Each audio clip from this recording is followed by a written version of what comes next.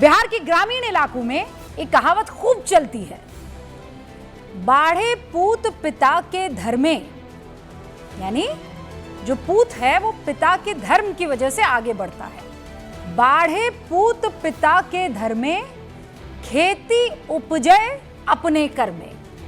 और खेती, उसकी उपज जो है वो आपके कर्म से होती है। ठीक है ना। अब ये कहावत क्यों कह रही हूं मैं? बिहार की अगर बात कर रही हूं, आज क्यों इस कहावत को मैं याद कर रही हूं, बताती हूं, धैर्य रखिए। तेजस्वी यादव को उनके पिता यानी लालू प्रसाद यादव के अच्छे कर्मों का खूब फायदा मिला, है ना। पहली बार विधायक बने, 25 साल की उम्र में बिहार के उप मुख्यमंत्री बन गए। आप सोच सकते हैं कभी ये कि आपको मिल जाए, आपको नसीब हो जाए। लालू यादव की राजनीतिक मेहनत के वजह से, उनके कारण 27-28% वोट बैंक उनको विरासत में मिला।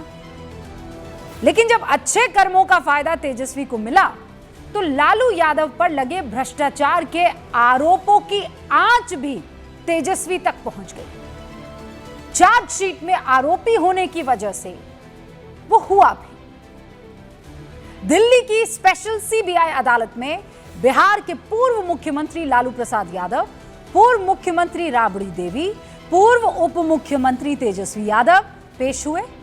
मामला 2004 से 2009 के बीच लालू यादव के रेल मंत्री रहते आईआरसीटीसी घोटाले का था। कोर्ट ने सीबीआई के सबूतों को मानते हुए कहा, क्या कहा, कि घोटालों में लालू प्रसाद यादव का हाथ है। कोर्ट ने कहा कि लालू प्रसाद यादव पर आईपीसी की धारा 420, आईपीसी की धारा 120 बी और आईपीसी की धारा 13(2), 13(1) डी के तहत केस चलेगा और 27 अक्टूबर से इस मामले में रोज सुनवाई होगी। यह 27 अक्टूबर। कोर्ट ने आईपीसी की धारा 420, आईपीसी की धारा 120 बी के तहत राबड़ी देवी और तेजस्वी यादव पर भी केस चलाने की बात कह दी। अब सवाल यह है कि 2004 से 2009 के बीच जिस वक्त लालू यादव पर यह आरोप लगे, उस समय तो तेजस्वी बाबू महज 14 साल के होंगे, है ना। यही उम्र रही होगी। अब 14 से 19 साल के बीच जो ये उम्र रही, तो तेजस्वी यादव इस केस में आरोपी कैसे बन जाते? हमने खोजने की कोशिश की, पता लगाया ये कैसे मुमकिन है।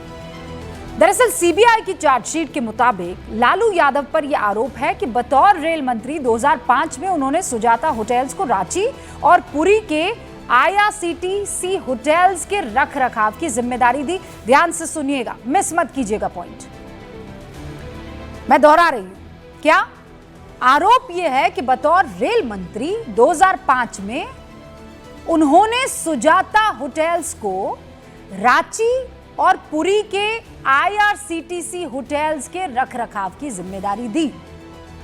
उसी दिन सुजाता होटल्स प्राइवेट लिमिटेड के मालिक जो हैं विनय और विजय कोचर, ये दोनों पटना में 3 एकड़ की कोई जमीन लालू प्रसाद यादव के करीबी एक शख्स, राज्यसभा सांसद प्रेमचंद गुप्ता की पत्नी सरला गुप्ता की एक कंपनी डीएमसीएल को बाजार से कम दाम पर बेच देते। उसी दिन फिर 2010 में यही डीएमसीएल, इसका मालिकाना हक राबड़ी देवी और तेजस्वी यादव के हाथों में आ जाता है और इसका नाम बदलकर हो जाता है लारा प्रोजेक्ट। यानी पूरी जमीन सिर्फ 65 लाख में राबड़ी देवी और तेजस्वी यादव की कंपनी की हो जाती है, जबकि बाजार में इसकी कीमत 94 करोड़ रुपए थी। सर्कल रेट को ही आप अगर कैलकुलेट कर ले तो 32 करोड़ के आसपास थी। यानी 94 करोड़ की जमीन घूम फिरकर राबड़ी देवी और तेजस्वी यादव के पास मात्र 65 लाख रुपए में पहुंच गई आरोपों के मुताबिक। और इन्हीं आरोपों के मुताबिक पिता लालू यादव ने किसी कंपनी को फायदा पहुंचाकर अपने पद का दुरुपयोग किया और उसका डायरेक्ट फायदा दिलवाया अपने बेटे तेजस्वी को। तो जाहिर है पिता को जो सजा होगी, बेटे को भी उसमें सहभागी बनना ही होगा। लेकिन बिहार में विधानसभा चुनाव की तैयारियां चल रही हैं, तो ऐसा कैसे हो सकता है कि इस पूरे मामले पर सियासत ना हो? कानून अपना काम करेगा, सियासत अपना, और इसीलिए तेजस्वी यादव कोर्ट से बाहर निकलते ही एक्स पर पोस्ट करते हैं और पोस्ट में क्रांतिकारी अंदाज में लिखते हैं। क्या लिखते हैं? जब तक दंगाई एवं संविधान विरोधी बीजेपी सत्ता में है और मेरी उम्र है बीजेपी से लड़ते रहेंगे। तूफानों से लड़ने में मजा ही कुछ और है। हमने संघर्ष पथ चुना है, संघर्ष पथ पर चलते चलते अच्छे मुसाफिर बन निश्चित ही मंजिल प्राप्त करेंगे। 1 महीना पहले बिहार आकर गृह मंत्री अमित शाह हमें धमकी दे रहे थे कि हमको चुनाव लड़ने लायक नहीं छोड़ेंगे, हम लड़ेंगे भी जीतेंगे भी। हम बिहारी हैं, बिहारी बाहरी से नहीं डरते। जय बिहार, जय बिहारी। तो ये पूरा उनका एक्स पर पोस्ट।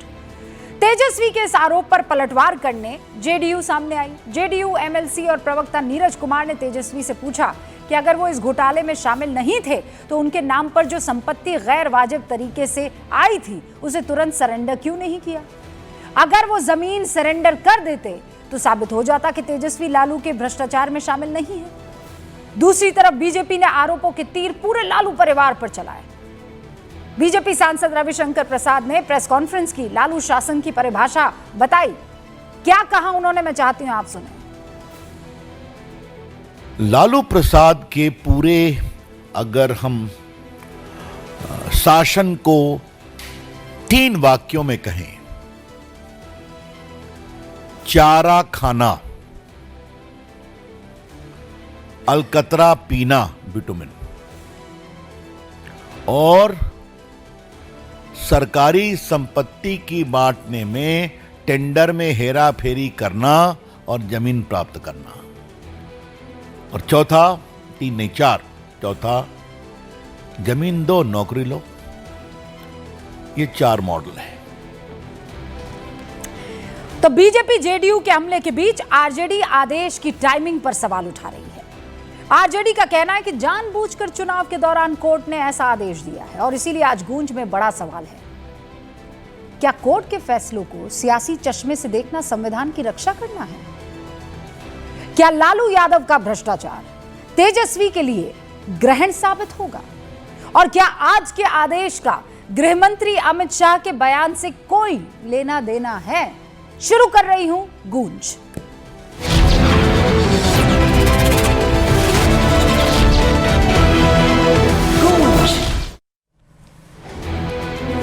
सारे खास मेहमान हमारे साथ जुड़ चुके हैं। मैं जल्दी से आपका तारुफ करवा देती हूं। यहां स्टूडियो में मेरे साथ है सतीश के सिंह साहब, सांसद हैं, माफ कीजिएगा अब कौन सी पार्टी का बताया नहीं तो सतीश जी अभी हम ठीक ठाक हैं, मतलब स्थिति खराब नहीं हुई है। तो सतीश के सिंह साहब हमारे साथ जुड़ चुके हैं, वरिष्ठ पत्रकार हैं, भारतीय जनता पार्टी के राज्यसभा सांसद हमारे साथ जुड़ चुके हैं। सुधांशु त्रिवेदी जी राष्ट्रीय प्रवक्ता भी हैं भारतीय जनता पार्टी के। हमारे साथ इस वक्त राजनीतिक विश्लेषक पंकज जी भी जुड़ चुके हैं। पंकज शर्मा जी वरिष्ठ पत्रकार भी हैं और कांग्रेस का पक्ष रखते हैं। जेडीयू के राष्ट्रीय महासचिव, बहुत ही सीनियर लीडर केसी त्यागी साहब भी हमारे साथ आज जुड़ चुके हैं। केसी त्यागी साहब आपका भी बहुत बहुत स्वागत है। कन्हैया बेलारी जी अपनी मुस्कान लेकर देखिए, वरिष्ठ पत्रकार, बिहार की राजनीति को बहुत अच्छे से समझते हैं। एक नेता आप बता दीजिए जिनके रग रग को ये ना जानते और परखते हों। हर्षवर्धन त्रिपाठी जी भी वरिष्ठ पत्रकार हमारे साथ जुड़ चुके हैं। आप सभी का बहुत बहुत स्वागत है। शुरुआत केसी त्यागी जी मैं आपसे कर रही हूं। बाड़े पूत पिता के धर में, खेती उपजे अपने कर में। तो इस वक्त पिता जो है वो तेजस्वी बाबू के लिए कहीं ना कहीं मुश्किल खड़ी कर रहे हैं। वही पिता जिन्होंने उन्हें जिंदगी की इस ऊंचाई पर पहुंचाया कि 25 साल की उम्र में ताज पोशी हो गई थी।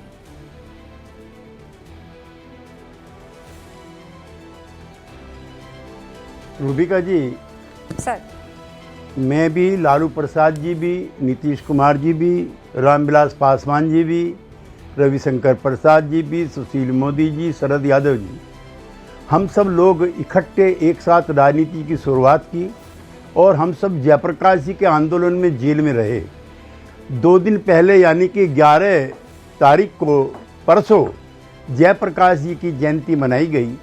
जयप्रकाश जी ने उस समय कांग्रेस पार्टी के शासन के विरुद्ध प्रदेश में भी और देश में भी भ्रष्टाचार के खिलाफ आंदोलन चलाया था और इतिहास गवाह है कि गुजरात के बाद समूचे देश में भ्रष्टाचार विरोधी आंदोलन के नाम से यह आंदोलन प्रसिद्ध हुआ था और उसके विरोध में ही हम लोगों की राजनीतिक शुरुआत हुई थी।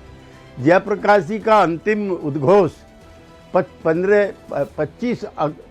25 जून 1975 को रामलीला मैदान में हुआ था, जब उन्होंने भ्रष्टाचार के खिलाफ फैसला कुल लड़ाई छेड़ने का। और मैं कम उम्र का था, लेकिन मुझे भी सौभाग्य था कि मैं भी उस दिन मंच पे था।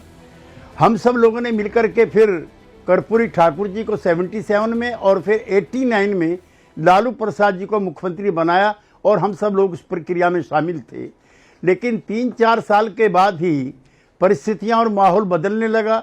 सतीश के सिंह जी भी और मेरे दूसरे मित्र अमित बिलारी जी भी जानते हैं और ये सारे प्रकरण से वाकिफ हैं कि किस तरह से जब देवागौड़ा जी प्रधानमंत्री थे और जनता दल के वो नेता थे और जनता दल की बिहार में भी सरकार थी, तब ये पहला चारा घोटाला हुआ था। हाँ। एक तो बीजेपी पे और नीतीश कुमार पे ये आरोप लगाना गलत है। अमित जी मुस्कुराइए आप, कन्हैया जी।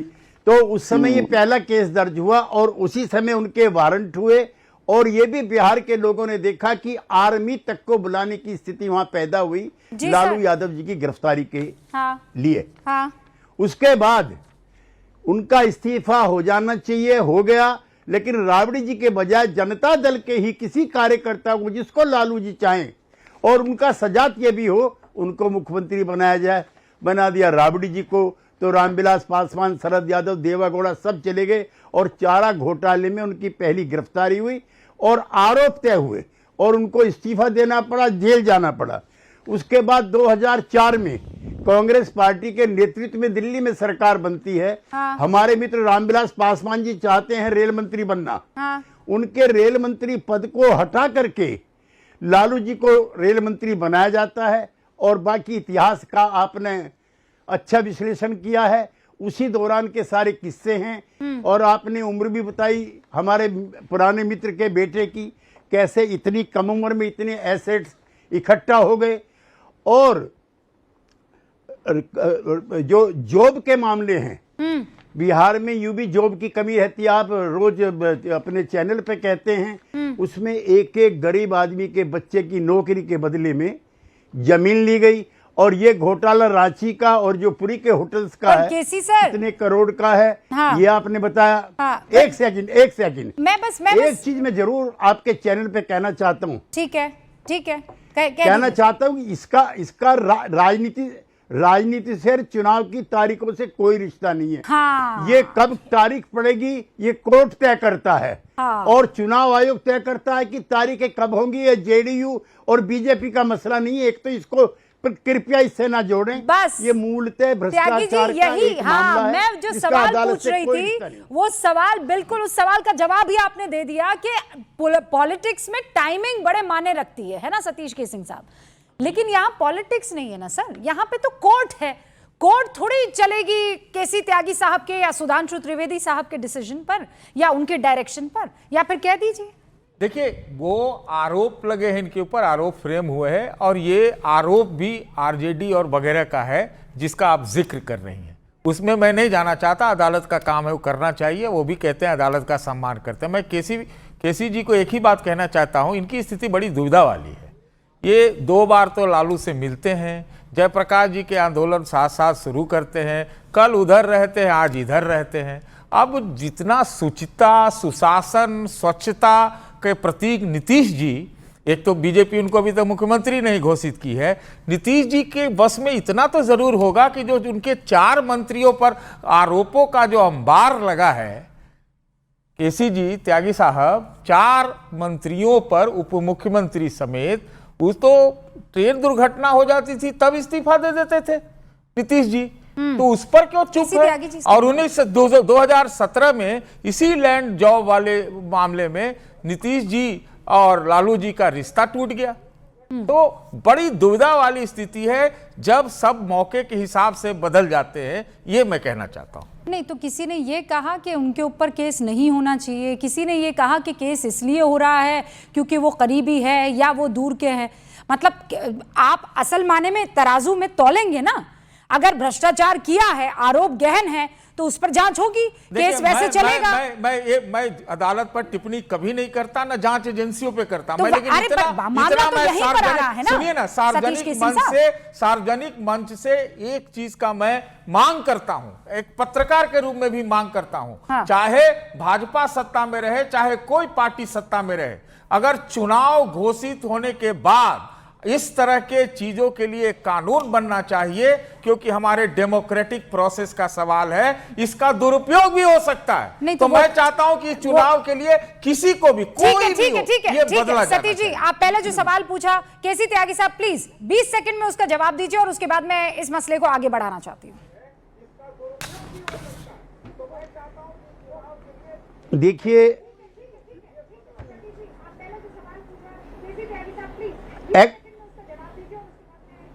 नहीं, रूबिका जी एग्जैक्ट क्या ये मुझसे पूछना चाहते हैं अपने पूरे संबोधन में?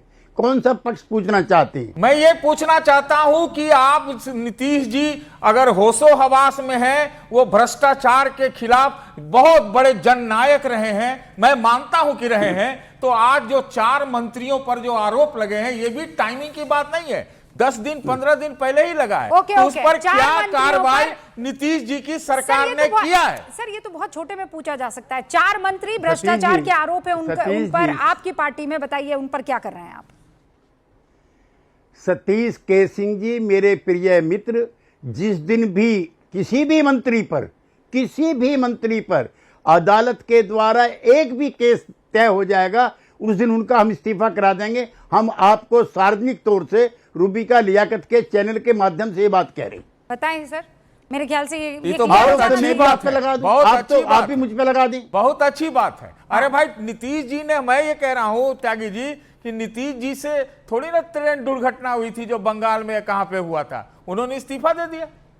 अरे सर, ये आप मॉरल रिस्पॉन्सिबिलिटी पर जो अभी चैप्टर खोल रहे हैं। अरे आजकल कोई रिस्पॉन्सिबिलिटी है नहीं, मोरल की बात आप क्या कर रहे हैं? आप नहीं, आप ट्रैक से हट रहे हैं। नहीं, मैं ट्रैक से नहीं हट आप, और ये सवाल पत्रकार होने के नाते आप उठाइए, किसी को कोई दिक्कत नहीं है। लेकिन सुधांशु जी, आज की तारीख में जो सवाल आप देख रहे हैं ना, तेजस्वी बाबू ने आज ट्वीट किया है और उन्होंने ये कहा है कि अमित शाह आए थे, उन्होंने कहा था हम इनको खत्म कर देंगे, नेस्तनाबूद कर देंगे, लेकिन मैं जानता हूं लड़ाई करना और लड़ाई को जारी रखना।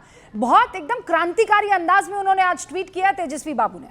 सुधांशु जी, देखिए, वो क्रांतिकारी अंदाज में है या बौखलाहट में है, ये जनता भली बात ही समझ सकती है, क्योंकि अभी तेजस्वी बाबू की जो लड़ाई है वो तो अपने गठबंधन के अंदर की है, क्योंकि उनका गठबंधन तो उनको नेता मानने को तैयार नहीं है। वो राहुल गांधी जी की यात्रा में उनके पीछे पीछे चलते रहे और कहते रहे राहुल पीएम बनेंगे, राहुल पीएम बनेंगे।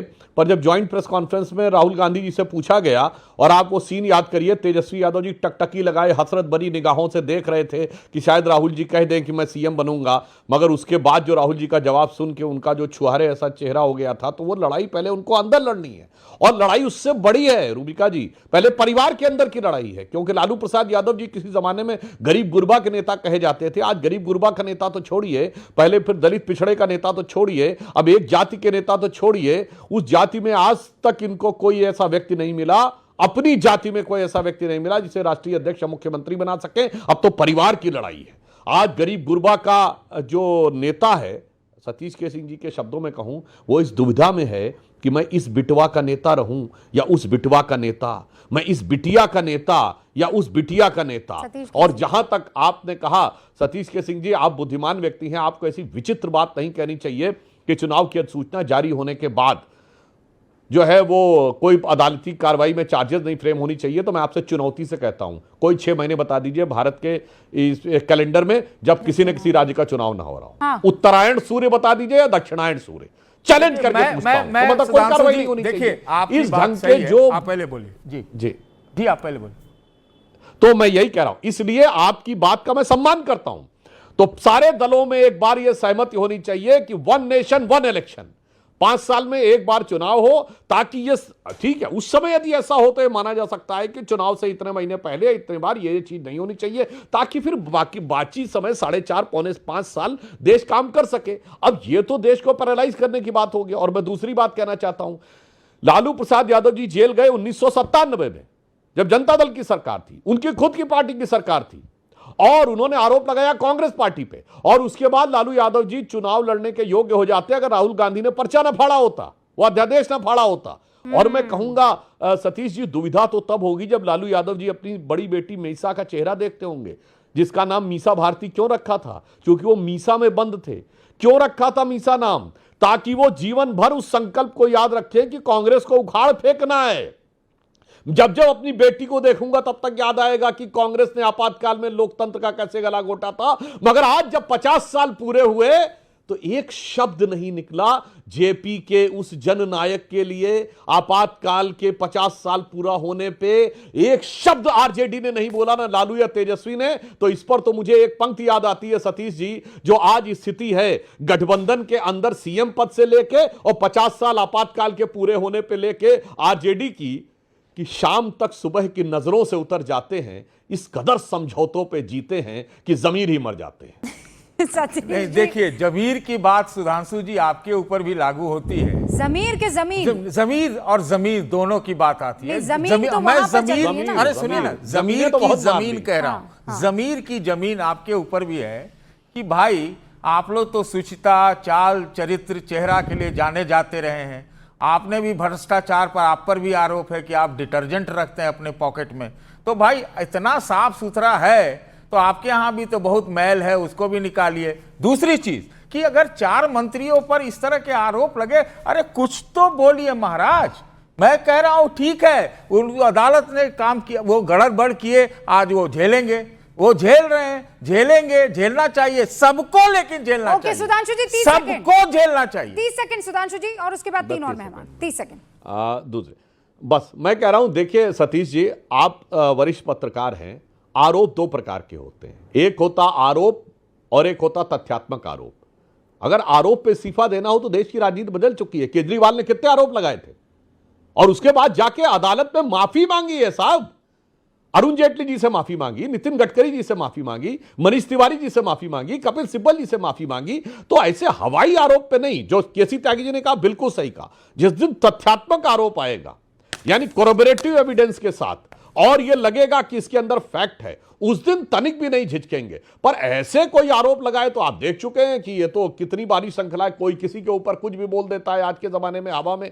तो इसलिए मैं कह रहा हूं तथ्यात्मक बात होनी चाहिए, केवल हवाई बात नहीं होनी। पर अब सतीश जी, मैं दोबारा आपको टॉपिक याद दिलाती हूं कि आज जो तेजस्वी बाबू यहां दिल्ली में है, कोर्ट में जाकर उनको हाजिरी देनी पड़ रही है, वो भी तब जब बिहार में चुनाव है। इसकी वजह क्या है? किसकी वजह से ये हो रहा है? अब ये तो नहीं हो सकता है कि मोदी की वजह से आज ये लोग कोर्ट में बैठे हुए हैं। भाई आरोप लगे, आरोप के ऊपर केसेस चले और इसीलिए आज वो कोर्ट में है।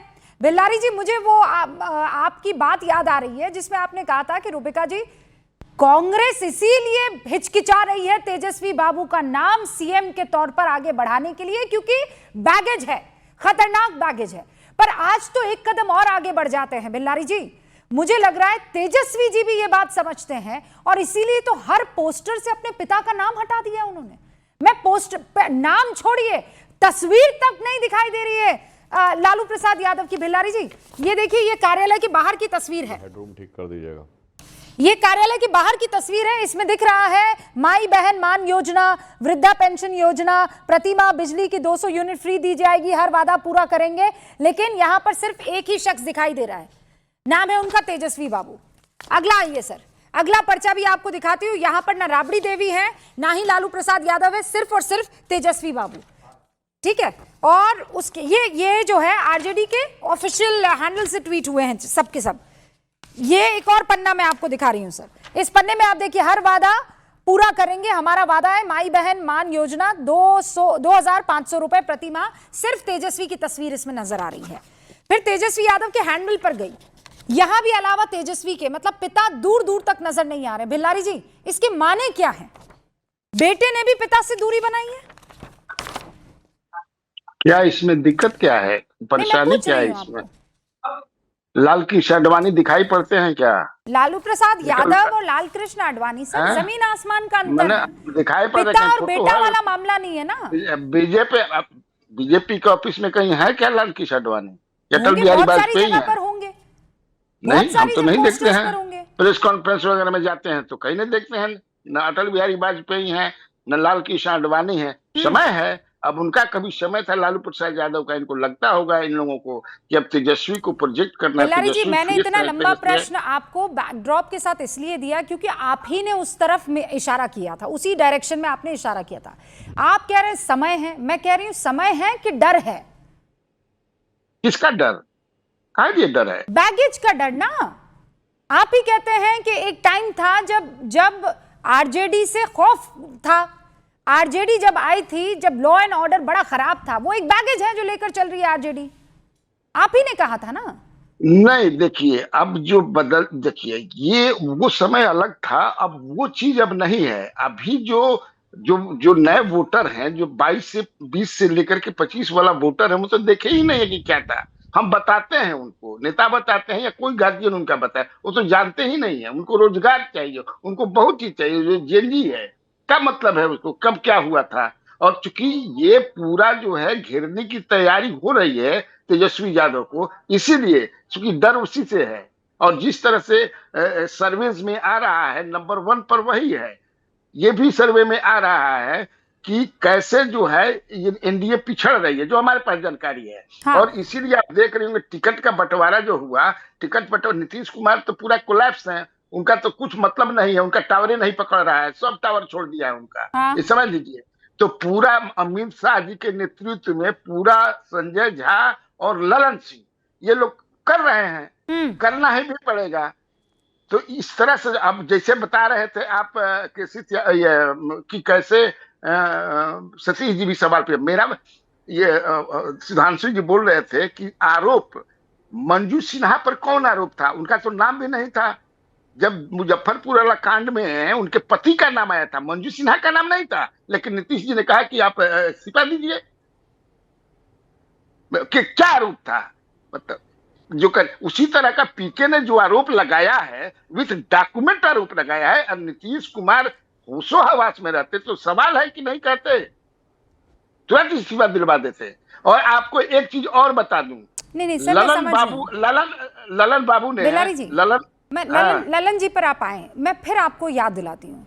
एक तरफ आरोप है, और मैं ये नहीं कह रही हूं कि वो आरोप जो हैं वो सस्ते हैं कि हल्के हैं, आरोप है, गहरे हैं। मॉरल रिस्पॉन्सिबिलिटी लेते हुए नीतीश बाबू को और बीजेपी को ये फैसला ले लेना चाहिए कि इनके नाम जो है दागदार है, ये जाए। मैं बहुत छुट्टे तौर पर ये कह रही हूं। एक तरफ सजा याफ्ता शख्स की बात हो रही है, आप इन दोनों को एक ही थाली में कैसे परोस सकते हैं, कैसे परोस सकते हैं, मैं ये समझना चाह रही हूं। एक चीज, आप ललन सिंह जब लालू प्रसाद यादव के साथ थे, जेडीयू साथी, ललन सिंह का बयान में सुना दूं क्या, कि जब हम लोग ये लोग क्या करते हैं, लालू प्रसाद यादव गरीबों का मसीहा है। ललन बाबू का, लालू प्रसाद अशोक चौधरी, नहीं एक सेकंड, जिस अशोक, सर आप सुनिए, आप लोग क्या कर रहे हैं, बड़े सेलेक्टिव हो रहे हैं। जितना मैं तो कह रही हूं ना, जिस पर आरोप है, संगीन आरोप है, हल्का आरोप है, पार्टियों को तो फौरन फैसला ले लेना चाहिए, चाहे वो बीजेपी हो, जेडीयू हो, आरजेडी हो, कांग्रेस हो, कोई भी हो। जिस चौधरी साहब की आप बात कर रहे हैं, तेजस्वी बाबू ने सरकार चलाई कि नहीं चलाई? आप लल्लन जी का मुझे बयान सुना रहे हैं, मैं तेजस्वी बाबू का बयान आपको सुनाऊं उनको लेकर, तब क्यों नहीं इन सबके अंदर का मॉरल हाई ग्राउंड जागा?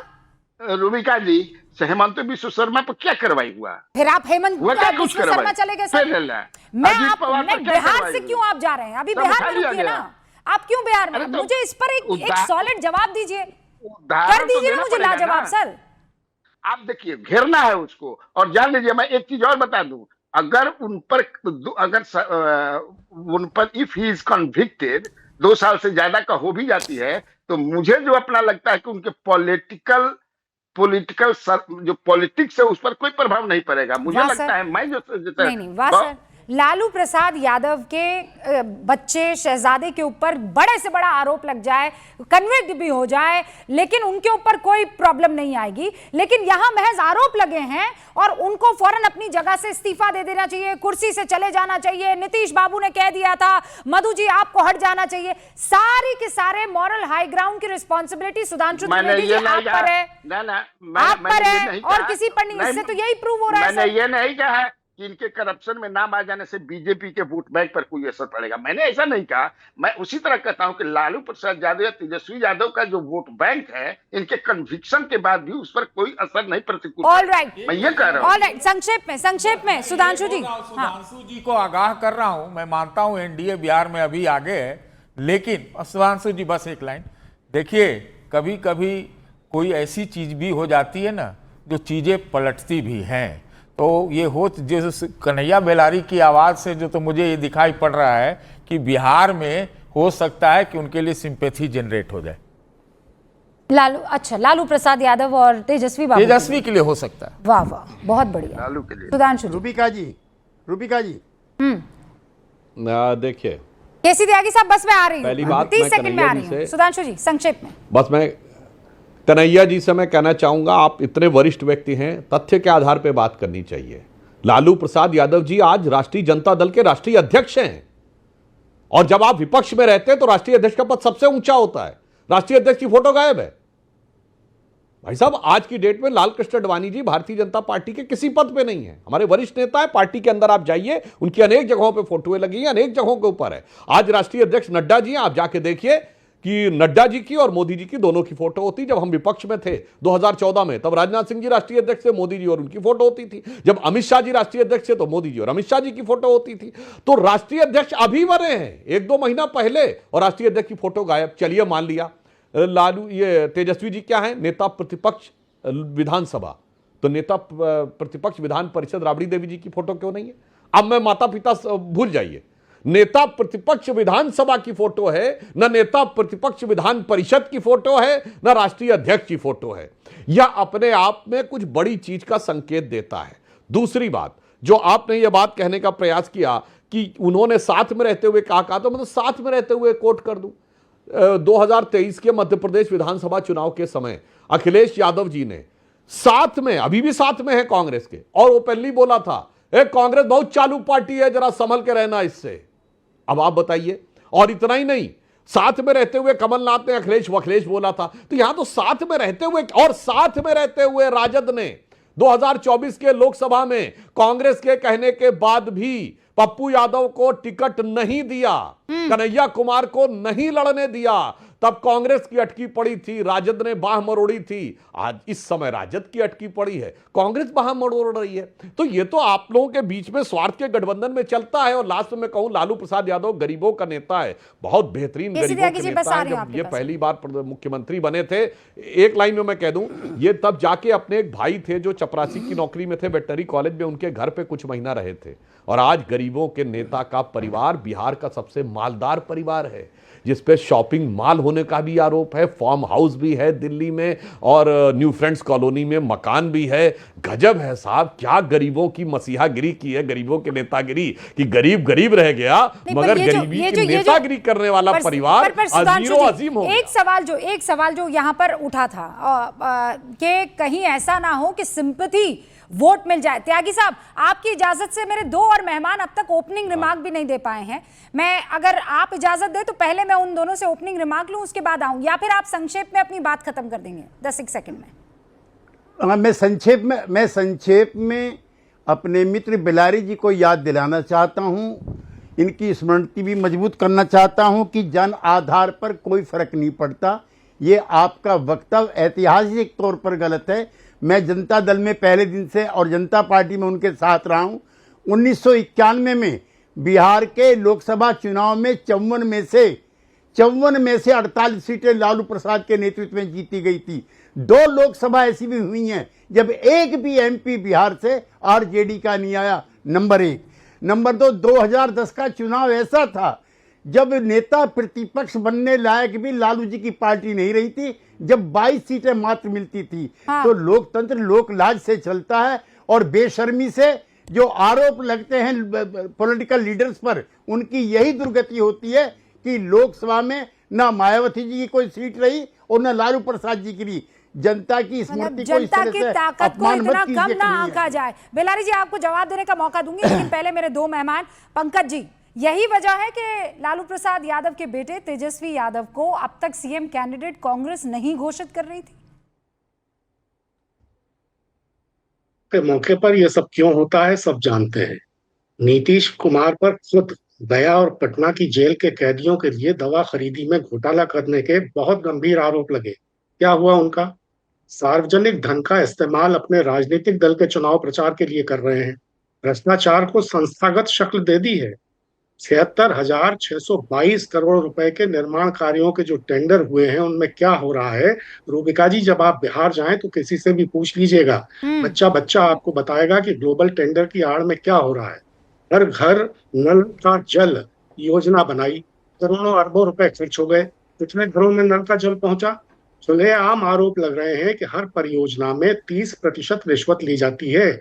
और हमारे मित्र केसी त्यागी जी तो मजबूर हैं, कुछ बोल नहीं सकते। लेकिन सुधांशु जी, आप सत्ता में हैं, आप संसद के उच्च सदन में हैं।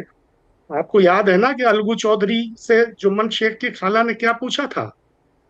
जुम्मन शेख की खाला ये देश है, और ये खाला आज भी आपसे पूछ रही है कि बिगाड़ के डर से क्या ईमान की बात न करोगे? हमेशा दिमाग से काम मत लीजिए सुधांशु जी, कभी तो दिल से भी बात करिए। पंच परमेश्वर हैं आप। आपने 10-10 हजार रुपए महिलाओं को दे दिए, उनमें से चुनी हुई महिलाओं को आप अपना रोजगार शुरू करने के बहाने सरकार बनने के बाद 2-2 लाख रुपए देने का चारा फेंक रहे हैं। तो आप क्या समझते हैं? जो बिहार के मतदाता हैं वह आपके इस जाल बट्टे की असलियत नहीं जानते हैं। हाँ। रिश्वत देने की इस संरचित क्रमी व्यवस्था से सब खूब वाकिफ हो चुके हैं। अब वो जानते हैं कि ये सब चुनाव के एंड पहले क्या क्यों होता है। जो कुछ हो रहा है तेजस्वी यादव के साथ, वो क्यों हो रहा है वो भी नहीं जानते हैं। तो पंकज जी, आप तो बहुत समझदार व्यक्ति हैं, मुझे ये बताइए क्यों हो रहा है? उनके ऊपर भ्रष्टाचार के आरोप है, इसलिए हो रहा है कि कोर्ट भी जो है अब इनके कहे पर चलने लगी है, इसलिए हो रहा है? अदालत की आड़ मत लीजिए। नहीं, मैं अरे तो फिर कौन बुला रहा है? साल से देखता है, डोनाल्ड ट्रम्प थोड़ी बुला रहा है, अदालत ही बुला रही है ना पंकज जी। हाँ, अदालत की आड़ मत लीजिए। पूरा मुल्क 11 साल से देख रहा है कि अरे टाइमिंग सर, का ये तो इधर उधर की बात हो गई, ये इधर उधर की बात हो गई। मैं आपसे नहीं, मैं एकदम इधर उधर की बात सर, नहीं है। मैं मुझे बताइए, राहुल गांधी को क्यों नहीं बुला रहे हैं? 1300 किलोमीटर की यात्रा तो राहुल गांधी ने की है ना, कोर्ट राहुल गांधी को क्यों नहीं बुला रहा है?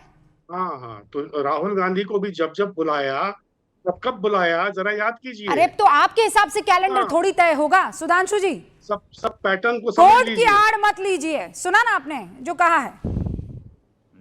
देखिए पंकज जी जो बात हर्षवर्धन जी, कह रहे बस मैं आ हैं रही हूं उसका आपके पास, लब्बो लबाब ये है कि दिमाग कोने में रख के बात, वो उनके लब्बो लबाब ये है कि दिमाग कोने में रख के बात करिए, मेरे दिल की बात सुन लीजिए। पंकज जी, अगर दिल की बात पूछ ली जाए ना, तो राजद के 90% लोग तेजस्वी यादव को नेता मानने को तैयार नहीं, कांग्रेस के 90% लोग राहुल को नेता मानने को तैयार नहीं। और आपने सही कहा, दिमाग कोने में रख के बात करिए। क्या कहा उन्होंने? हर परिवार के एक व्यक्ति को एक नौकरी देंगे। आज मैं आपसे पूछता हूं, बिहार की आबादी लगभग 13-14 करोड़, एक परिवार में 4.5 लोग होते हैं। जरा 4.5 को डिवाइड करिए, 14.5 करोड़ से कितना आएगा? 3 करोड़ के आसपास, 3-3.25 करोड़। ठीक है, आज 23 लाख लोगों के पास नौकरी है ऑलरेडी, तो 23 लाख उसमें से माइनस कर दीजिए, लगभग 2 करोड़ 90 लाख के आसपास आएगा।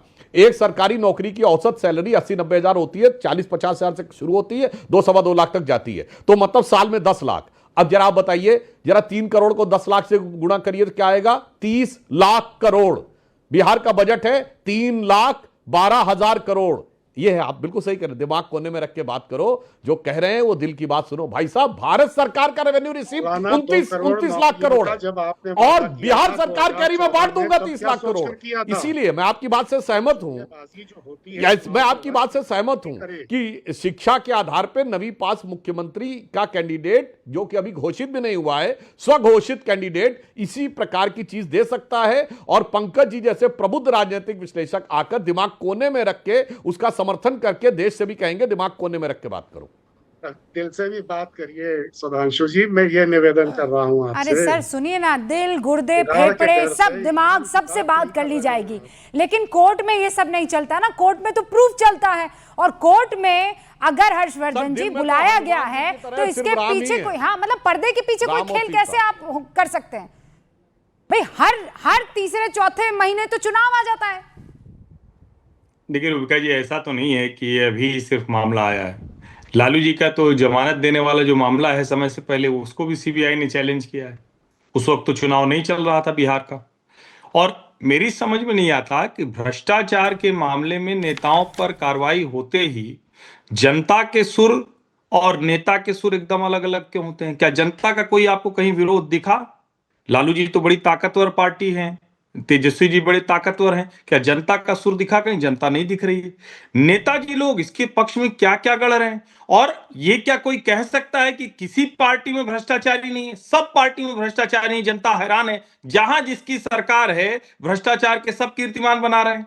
लेकिन जब किसी भ्रष्टाचार के मामले में कानून के आधार पर अदालत की तरफ जाते हैं, तब उस पर बात की जा सकती है। और अगर प्रशांत किशोर कोई आरोप लगा रहे हैं तो अच्छा होगा कि उसको एफआईआर करा दें, उसको एफआईआर में कन्वर्ट कराएं, उसको न्यायालय में मामला रख दें। लेकिन सिर्फ और सिर्फ चुनावी समय में आरोप की तरह और न्यायालय के जो चार्जशीट की तरफ जाता मामला, उसमें दोनों में फर्क होगा। और मुझे लगता है कि ये सबसे बड़ी बात है रूपिका जी, कि अगर आप इसको देखें तो लालू जी के परिवार के सामने नीतीश कुमार हैं। अभी किसी ने कहा, शायद भिलारी जी कह रहे थे, कौन नहीं, पंकज जी कह रहे थे, नीतीश जी पर आज तक भ्रष्टाचार का मामला, थोड़ा तो बोलते वक्त मुझे लगता है संकोच करना चाहिए। मैं नीतीश जी का प्रशंसक नहीं हूं, जिस तरह से कुर्सी से चिपके हुए हैं नीतीश जी, मैं उनका प्रशंसक नहीं हूं। पंकज जी बीच में मत बोलिए, मैं आपके बीच में नहीं बोला। जब नीतीश जी ने कुर्सी से इस तरह से चिपकना पसंद किया कि वो, रूबिका जी इनकी आवाज धीमी करिए, गलत बात है, बीच में आप बोलना ये ठीक नहीं। मैं आपके बीच में नहीं बोल रहा था। आखिर में मौका मिला, बोलने तो दीजिए उनको। हाँ बोलिए। नीतीश कुमार भ्रष्टाचार और परिवारवाद पर कोई भी कुछ कहे, रंच मात्र उस व्यक्ति पर आरोप या दाग नहीं है। वो ऐसा राजनीतिक व्यक्ति है, और अगर नीतीश कुमार ने इधर उधर पलटी न मारी होती तो वो इस देश के प्रधानमंत्री की कुर्सी के लिए भी योग्य दावेदार हो सकते थे। ये समझिए आप इसको। और लालू प्रसाद यादव वो हैं जिन्होंने भ्रष्टाचार में दलदल में फंस जाने की वजह से अदालत ने ये स्थिति कर दी कि चुनाव तक नहीं लड़ सकते हैं। आप दोनों पैरेलल कैसे तुलना कर सकते हैं? लालू जी और नीतीश जी का नाम एक स्वर में मत लीजिए, दोनों में जमीन आसमान का फर्क है। सिर्फ एक साथ है कि दोनों एक साथ छात्र संघ में रहे, दोनों जेपी आंदोलन में रहे, दोनों समाजवादी राजनीति में रहे, लेकिन एक व्यक्ति राजनीति में सचमुच उदाहरण है और दूसरा भ्रष्टाचार का उदाहरण है। ऐसे बात करना चाहिए। अच्छा, मेरे पास वक्त इतना ही इजाजत देता है। आप सभी का बहुत बहुत शुक्रिया। हम वक्त से परे इनफैक्ट जा चुके हैं, लेकिन आज की बहस को बहुत लोगों ने पसंद किया है। हम तो यूट्यूब लगातार ट्रैक करते रहते हैं और टीवी पर भी आप लोग चिपके रहे हैं, इतना मैं उम्मीद और यकीन कर सकती हूँ। केसी त्यागी साहब, सुधांशु त्रिवेदी जी, हर्षवर्धन जी, पंकज जी, भिल्लारी जी, आप सभी का बहुत बहुत स्वागत और शुक्रिया कि आपने डिबेट में हिस्सा लिया। देखते रहिए न्यूज़ 18 इंडिया। गूंज में इतना ही।